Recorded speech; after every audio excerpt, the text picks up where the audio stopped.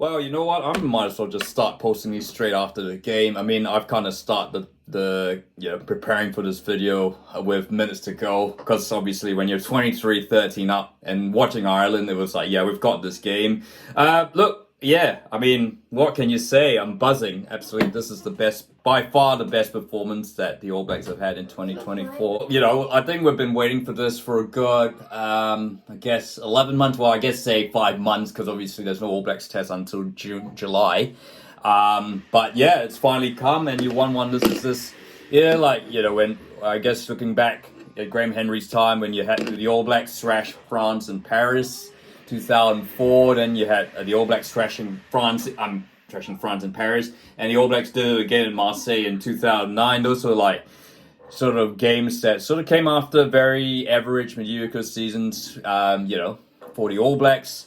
And question marks were raised about Graham Henry up to that point. That, those were the two games that sort of answered the critics and, kind of was like the beginning of the start of the upward trajectory. And watching this, you kind of feel, could this be it? I mean, we haven't beaten Ireland since 2016 in Dublin, and the fact that we just comprehensively outplayed them in the second half, look, I mean, is truly amazing. Look, I mean, Ireland are going to say, this is Ireland's first game of the season. There was a lot of rustiness in there, but having said that, the conditions were all in favor of Ireland. It was, it was a drizzly night, cold November night. It was wet. I mean, the drizzle did stop early in the second half, but it was kind of like, you're thinking the Formula One, the Brazilian Grand Prix just last Sunday, and even if it stops raining, it's still going to be wet. So it was never going to suit. You're always going to go for the sort of scrappy rugby that Ireland tried to play, and by and large, when it started in the second half,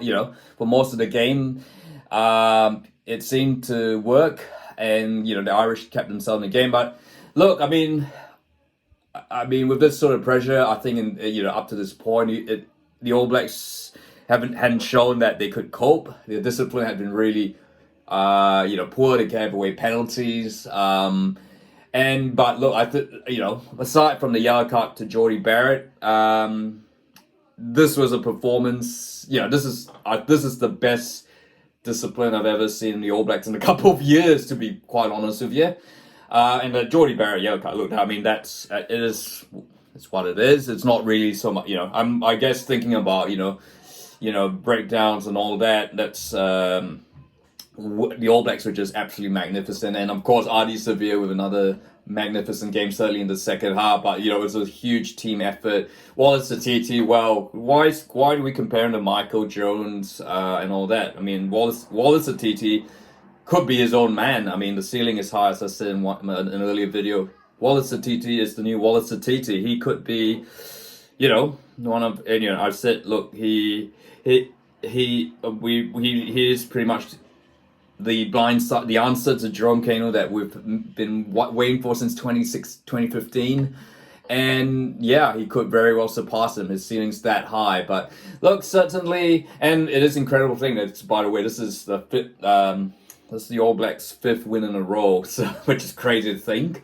I guess stretching back to that game against Australia at the MCG.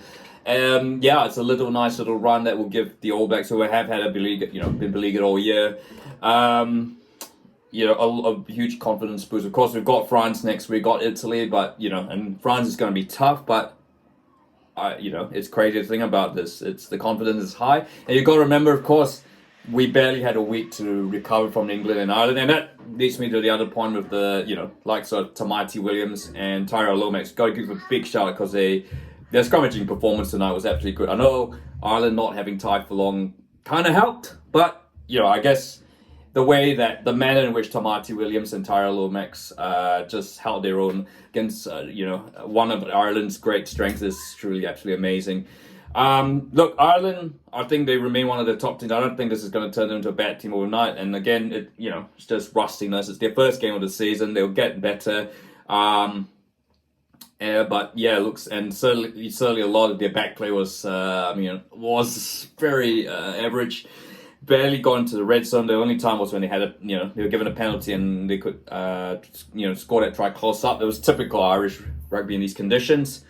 All Blacks ultimately deserved to win this. Fire shout, Damien McKenzie, man of the match, deservedly so. And I got to feel pleased for the guy. Look, I know some would have said that he was only thrust into the number 10 role this week because of Beauden Barrett being unavailable due to the head knock he suffered against England. But he commanded the game really well. Could have kicked a bit more, but look, I mean, he played to his strengths.